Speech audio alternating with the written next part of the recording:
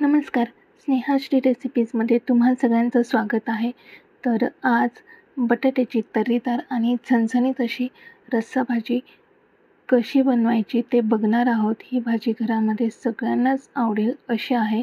त्यासाठी 2 बटाटे साल काढून घेतलेले आहेत आणि अशा प्रकारे चौकोनी कापलेले आहेत. जिरे, खोबरं आणि लसूण याचं खलबत्त्यात वाटण तयार केलेलं आहे आणि एक बारीक चिरलेला कांदा घेतलेला आहे. कढईमध्ये तेल गरम करून त्याच्यामध्ये जिरे आणि मोहरीची फोडणी दिलेली आहे. ते छान असं तडतडल्यानंतर त्याच्यामध्ये थोडंसं हिंग टाकलेलं आहे. त्यानंतर जो बारीक चिरलेला कांदा होता तो टाकायचा आहे. कांदा छान असा गुलाबी रंगावर आपल्याला परतवून घ्यायचा आहे. कांदा परतण्यासाठी 1 ते 2 मिनटं वेळ लागेल. कांदा आपला छान परतवून झाल्यानंतर त्याच्यामध्ये जे आपण वाटण तयार करून घेतलेलं होतं ते जवळपास 1 चमचा टाकलेला आहे. हे वाटण बनवून तुम्ही फ्रीजमध्ये देखील 8 दिवसांसाठी साठवून ठेवू शकता. त्यानंतर थोडी हळद टाकलेली आहे.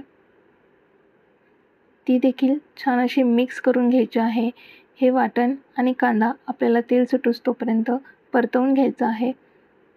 ते छान असं परतल्यानंतर त्याच्यामध्ये ज्या आपण बटाट्याच्या फोडी घेतल्या होत्या त्या टाकायच्या आहेत आणि त्या देखील याच्यामध्ये परतवून घ्यायच्या आहेत. 2 ते 3 मिनटं बटाट्याच्या फोडी परतल्यानंतर त्याच्यामध्ये आपल्याला लाल तिखट टाकायचं आहे. इथे मी कांदा लसूण जो मसाला आहे घरी बनवलेला तो वापरलेला आहे. तुम्ही कोणतंही लाल तिखट याच्या जागी वापरू शकता. मसाला छान असा परतल्यानंतर त्याच्यामध्ये 1 ते 1.5 ग्लास पाणी टाकलेलं आहे बटाटा शिजण्यासाठी. त्यानंतर चवीपुरतं मीठ टाकलेलं आहे.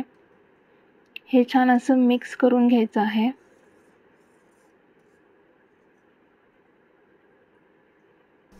त्यानंतर आपल्याला एक उकळी आल्यानंतर भाजलेला शेंगदाण्याचा कूट 2 चमचे टाकायचा आहे, जेणेकरून भाजी मिळून येईल आणि दाटसर होईल.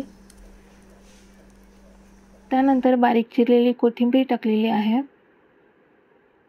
आणि 10 ते 15 मिनटं उकळी आल्यानंतर आपला बटाटा जो आहे तो छान असा शिजलेला आहे आणि अशा प्रकारे तर्रीदार आपली बटाट्याची भाजी तयार झालेली आहे. तर ही भाजी तुम्ही चपाती, भाकरी किंवा भातासोबत सुद्धा खाऊ शकता. जर तुम्हाला ही रेसिपी आवडली असेल तर चॅनेलला नक्कीच लाईक, शेअर, सबस्क्राईब करायला विसरू नका आणि मला कमेंट करून नक्की सांगा ही भाजी कशी झाली ते. धन्यवाद.